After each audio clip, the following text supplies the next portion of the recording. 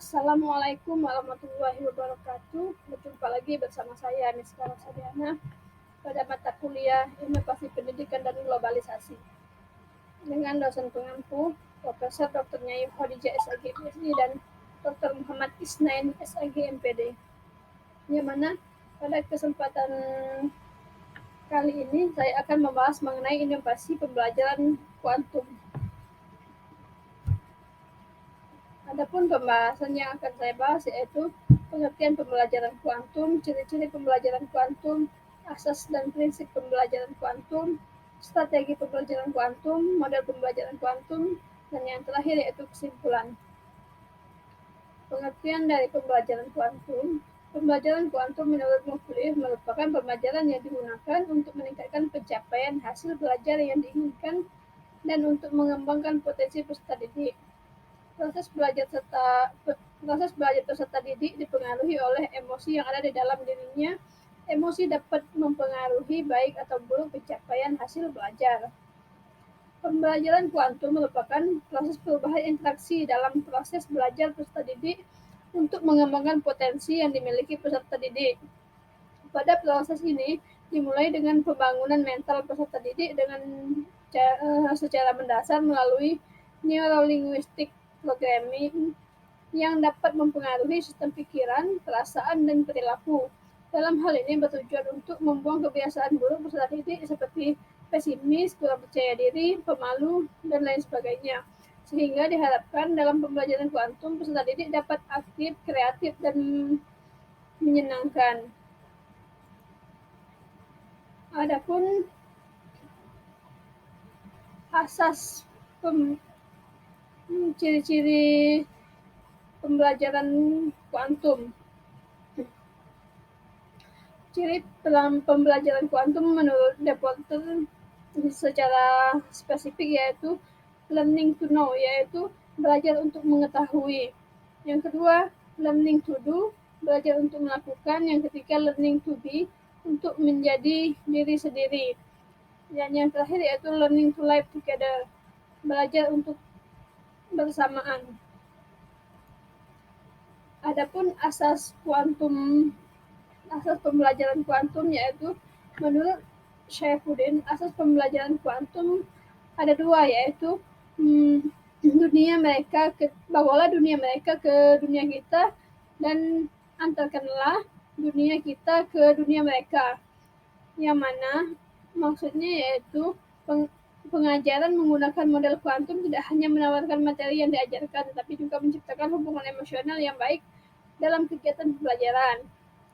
Pembelajaran yang demikian disebut dengan kegiatan full content yang melibatkan semua aspek kepribadian peserta didik, baik itu pikiran, perasaan, dan bahasa tubuh. Di samping pengetahuan, sikap dan keyakinan sebelumnya juga persepsi masa mendatang. Oleh karena itu, pembelajaran kuantum berusaha mengubah suasana belajar yang monoton dan membosankan ke dalam suasana belajar yang gembira dan memadukan potensi fisik, psikis, dan emosi peserta didik menjadi kesatuan kekuatan yang menyatu.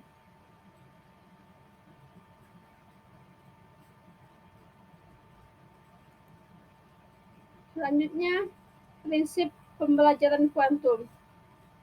Prinsip pembelajaran kuantumnya yaitu ada 5. Yang mana yang pertama yaitu segala berbicara.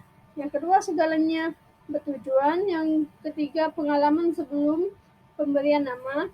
Yang keempat, akui setiap usaha. Yang kelima, jika layak dipelajari maka layak untuk dirayakan. Berdasar dari kelima prinsip ini, maka model quantum teaching hendaknya diterapkan di kelas secara ringkas.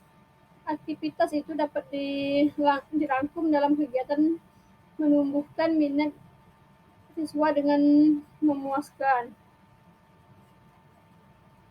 Selanjutnya yaitu strategi pembelajaran kuantum. Strategi pembelajaran kuantum menurut Deporter dalam Saifuddin strategi pembelajaran kuantum melalui istilah tandur. Di mana istilah tandur ini yaitu tumbukan. Tumbukan ini yaitu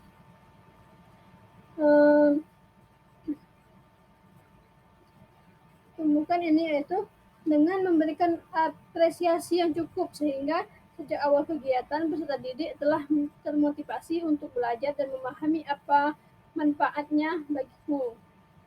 Yang kedua yaitu alami. Alami ini memberikan pengalaman yang nyata kepada setiap peserta didik untuk mencoba. Yang ketiga, namai. Namai ini dengan menyediakan kata kunci, konsep, model, rumus, strategi, dan metode yang lainnya. Selanjutnya yaitu demonstrasikan. Demonstrasikan ini yaitu dengan menyediakan kesempatan kepada peserta didik untuk melanjutkan kemampuannya, untuk menunjukkan kemampuannya. Selanjutnya yaitu ulangi. Ulangi ini dengan memberikan kesempatan untuk mengulangi apa yang telah dipelajarinya, sehingga setiap peserta didik merasakan langsung di mana kesulitan akhirnya datang kesuksesan. Mereka akan mengetahui dengan bahwa mereka bisa. Yang terakhir yaitu R dengan rayakan. Rayakan ini yaitu dimaksud dengan sebagai respon pengakuan yang proporsional. Hakikat strategi ini dapat diringkas menjadi 3 langkah, yaitu yang pertama dengan pendahuluan, inti, dan penutup. Di mana pendahuluan ini meliputi tumbuhkan, inti meliputi alami, namai, dan demonstrasikan. Sedangkan penutup meliputi ulangi dan rayakan. Adapun model pembelajaran kuantum. Model pembelajaran kuantum ini dapat diterapkan dalam segala aspek keterampilan berbahasa. Salah satunya yaitu dalam keterampilan menulis.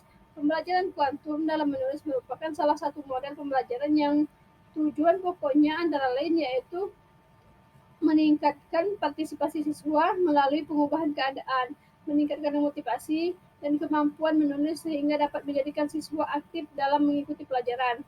Yang mana keaktifan siswa yang dilakukan dengan senang, nyaman, dan mudah dengan tingkat keberhasilan yang tinggi, yaitu dengan keinginan merupakan suatu keinginan bagi setiap pendidik.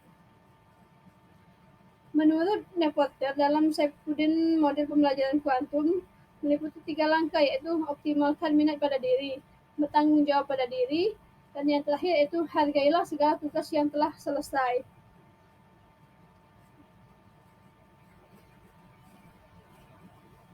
Dalam hal ini, model pembelajaran kuantum peserta didik belajar berdasarkan pengalaman, belajar dengan simbol dan simulasi atau permainan. Jadi, model pembelajaran kuantum dalam kegiatan pembelajaran dapat memanfaatkan lingkungan sebagai sumber belajar karena sebagian besar yang ada di alam akan sering ditemui oleh peserta didik. Semakin banyak sumber belajar maka hasil belajar peserta didik akan bervariasi sehingga pengetahuan dan yang didapatkan peserta didik lebih banyak.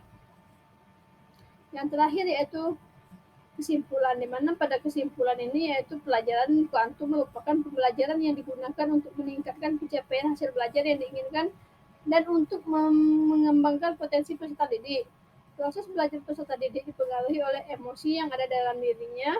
Emosi dapat mempengaruhi baik atau buruk pencapaian hasil belajar. Adapun asas pembelajaran kuantum ada 2, yaitu bawalah dunia mereka ke dunia kita dan antarkanlah dunia kita ke dunia mereka. Yang mana makna ini mempunyai maksud bahwa pengajaran menggunakan model kuantum tidak hanya menawarkan materi yang diajarkan, tetapi juga menciptakan hubungan emosional yang baik dalam kegiatan pembelajaran. Adapun tujuan pembelajaran kuantum untuk membangunkan kemampuan yang sepenuhnya minat belajar pada peserta didik, membuat belajar menjadi menyenangkan dan memuaskan serta memberikan pengaruh pada kebahagiaan, kecerdasan, kompetensi, dan keberhasilan dalam belajar. Sekian yang dapat saya sampaikan pada pembahasan kali ini. Semoga bermanfaat bagi kita semua. Mohon maaf jika terdapat kekeliruan. Akhirul kalam. Wassalamualaikum warahmatullahi wabarakatuh.